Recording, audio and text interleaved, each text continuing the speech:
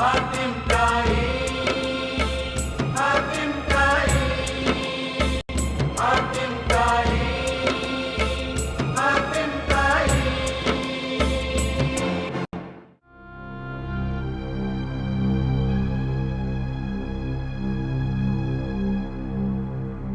सुनिए भाई साहब, मेरे बेटे आसिफ को देखा है कहीं? नहीं देखा। अरे सुनिए तो सही।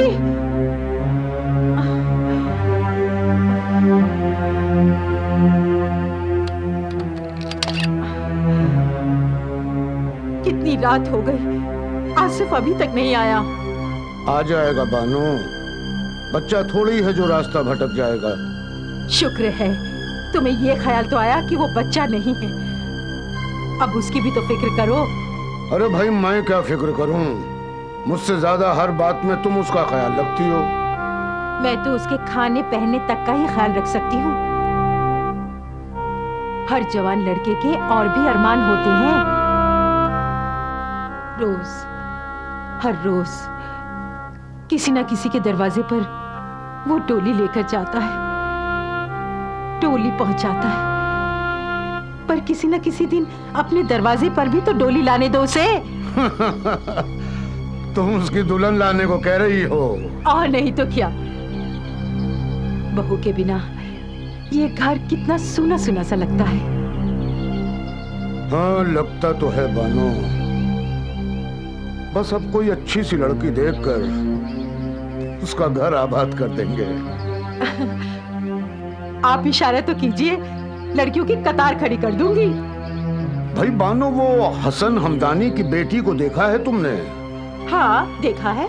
कैसी रहेगी अपने आसिफ के लिए? अरे उससे अच्छी तो यूसुफ सुलेमान की बेटी है। उसकी बीवी तो कितनी बार मुझे इशारों में कह चुकी है। मगर बानो, यूसुफ के बेटे के चाल चलन कुछ ठीक नहीं है। दिन भर आवारागर्दी करता रहता है। अरे उसके बेटे से हमें क्या लेना देना? नहीं बेगम नहीं, एक मछली सारे तालाब को गंदा कर देती है। हाँ वो सुल्तान मियाँ की बेटी के बारे में क्या ख्याल है तुम्हारा? अरे हाँ, वो तो बड़ी हसीन और जमील है। रहमतुल्लाह के बेटे की शादी में देखा था, ऐसी लग रही थी जैसे आसमान से हूर उतर आई हो। हाँ लेकिन हमारा बेटा भी किसी शहजादे से कम नहीं है। सो तो है, पर जानते हो अपने कस्बे की ना जाने कितनी लड़कियां उस पर जान देती हैं। भाई बानो, एक बार उससे भी पूछ लिया जाए, कहीं उसके जहन में कोई लड़की ना हो। बुढ़ापे में तुम्हारा दिमाग सटिया गया है। अरे कहीं ऐसा भी होता है कि लड़का खुद अपने लिए लड़की पसंद करे? लेकिन पूछने में क्या हर्ज है? ठीक है पूछ लूंगी। आने तो दो उसे। उसके जहन में भी कोई लड़की हो तो उसे निकाह करके घर ले आएंगे। हाँ। अरे हमारे बेटी की खुशी ही तो हमारी खुशी है। क्यों नहीं क्यों नहीं। लगता है आ गया। कितनी देर लगा दी। क्या हुआ? क्या हुआ? आप बोलते क्यों नहीं? अरे आप लोग बोलते क्यों नहीं? क्या हुआ बानो? क्या हुआ देखिए। अरे ये क्या हुआ? क्या हुआ इसे? क्या हुआ है? लाओ यहाँ लाओ। हाँ, लेटा दो उसको यहाँ। लेटा दो। हाँ, संभाल के। यहाँ आसिफ। हटो भाई। मेरे बेटे। क्या हुआ इसको? देखिए ना आसिफ मेरे बेटे। देखिए ना क्या हुआ इसे। बानो तो तुम पानी लाओ जल्दी लाओ। बेटे क्या हुआ इसे? हुआ क्या है इसे? तुम बोलते क्यों नहीं? अगर इसकी तबीयत खराब थी तो हकीम साहब को साथ ले आते। बानो पानी लाओ जल्दी। ये लीजिए। आसिफ देखो बानो, शायद इसे बुखार की वजह से गश आ गया है। हाँ आसिफ। बेटा आसिफ उठ बेटा, उठ बेटा, उठ आसिफ। नहीं खाला जान, हमारा आसिफ अब कभी नहीं उठ पाएगा। क्यों नहीं उठ पाएगा बेटे? हमारे हकीम साहब के पास हर बीमारी की दवा है। नहीं चाचा जान, अब कोई दवा काम नहीं आएगी। क्यों? हमारा आसिफ हम सबको दुनिया से छोड़कर चला गया।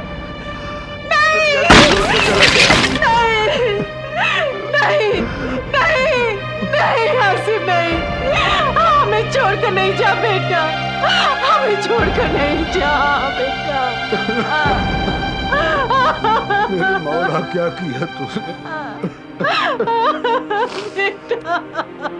सब्र कीजिए बाबा, सब्र कीजिए। खुदा ने आपके बेटे को ऐसी मौत दी है जो बहुत नसीब वालों को मिलती है।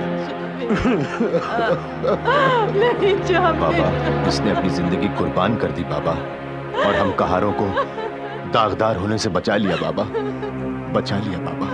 दुनिया का सबसे बड़ा दाग तो जवान बेटे की मौत होती है, जो हम बूढ़े माँ बाप ने अपने सीने पर जिंदगी भर के लिए लगा लिया। हम अपने बेटे को कैसे भूल सकते हैं, कैसे भूल सकते हैं? या खुदा।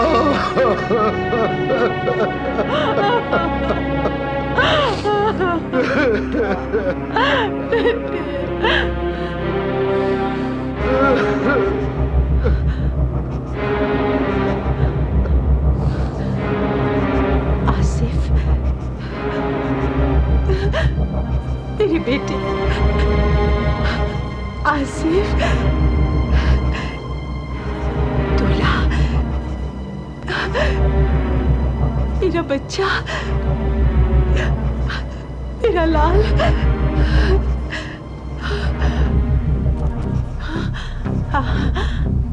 आसिफ के बाबा, आसिफ के बाबा, वो देखो, हमारा आसिफ दूल्हा बना हुआ है, हमारा आसिफ दूल्हा बना हुआ है। सारे बाराती जमा हो चुके हैं। तुम बारात लेकर जाओ ना, बारात लेकर जाओ ना आसिफ के बाबा, बारात लेकर जाओ ना। क्या मेरा आसिफ जिंदगी भर दूसरों की डोली पहुंचाता रहेगा? नहीं। आसिफ बेटा, डोली में अपनी दुल्हन को बिठाकर घर ले आओ, डोली में अपनी दुल्हन को बिठाकर घर ले आओ बेटा। बानू, जाना बेटा, बानू, जाना, बानू, बानू, नहीं बानू, नहीं, ना।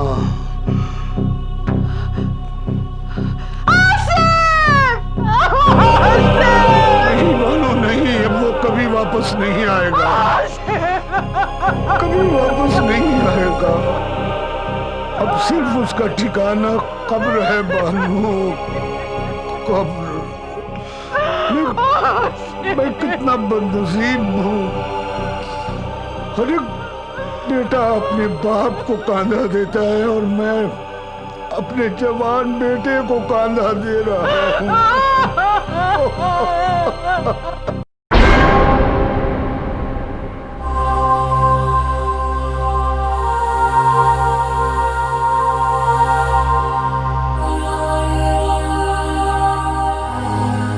या अल्लाह,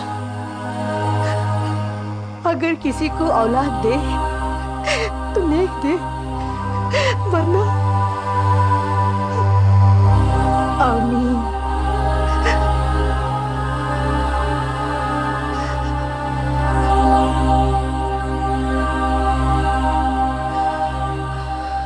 कुछ पता चला?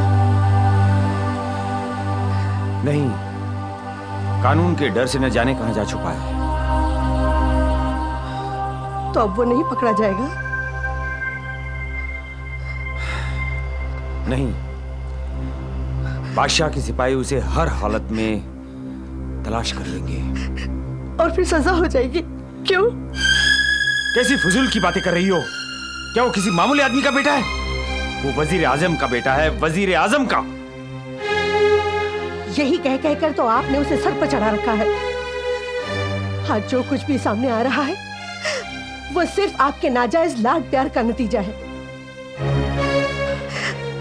मैं हमेशा कहती रही कि इतना लाड प्यार अच्छा नहीं, औलाद हाथ से निकल जाएगी, मगर आप तो मुझे उसका दुश्मन समझते रहे। शराब वो पीने लगा, किमारबाजी वो करने लगा, घोड़ों की दौड़ पर शर्त वो लगाने लगा, और अब तो हद ही कर दी। आप तो खामख्वाह आसमान सर पे उठा रही हैं। अरे जवानी में किससे खता नहीं होती, और शाही घरानों के लिए तो ये मामूली सी बात है। तो फिर मुंह छुपाए क्यों फिर रहा है? सीना ठोक कर बादशाह सलामत से कहने क्यों नहीं आता कि बादशाह सलामत, मैंने ऐसा कोई जुर्म नहीं किया जिसकी मुझे सजा मिले। सिर्फ एक दुल्हन को ही तो उठाकर ले गया हूँ, एक अदना से तहार का खून ही तो किया है।